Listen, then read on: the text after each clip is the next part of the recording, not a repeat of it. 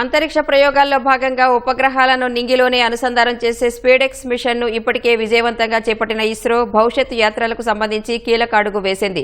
తాజాగా SpaDeX D docking ప్రక్రియను ఇస్రో విజయవంతంగా నిర్వహించింది. ఈ ప్రక్రియను విజయవంతం చేసిన ఇస్రోను కేంద్రం అభినందించింది. ఈ విజయంతో భవిష్యత్తులో భారత్కు సొంత అంతరిక్ష కేంద్రం, చంద్రయాన్-4, గగన్యాన్ సహా కీలక ప్రయోగాలకు మార్గం సుగమమైంది.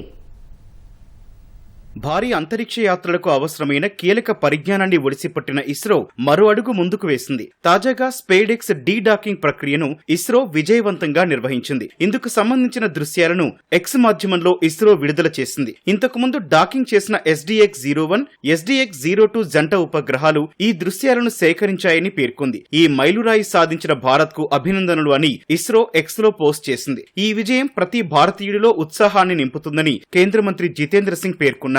నమ్మశక్యం కాని డీ డాకింగ్ ప్రక్రియను స్పేడెక్స్ శాటిలైట్లు పూర్తి చేశాయని ఎక్స్ లో కొనియాడారు. ఈ ప్రక్రియను విజయవంతంగా నిర్వహించిన ఇస్రోకు అభినందనలు తెలిపారు. భారత్ కు సొంత అంతరిక్ష స్టేషన్, చంద్రయాన్-4, గగన్యాన్ సహా భవిష్యత్ ప్రయోగాలకు ఈ ప్రక్రియ మార్గాన్ని సుగమం చేసిందని ఆయన చెప్పారు.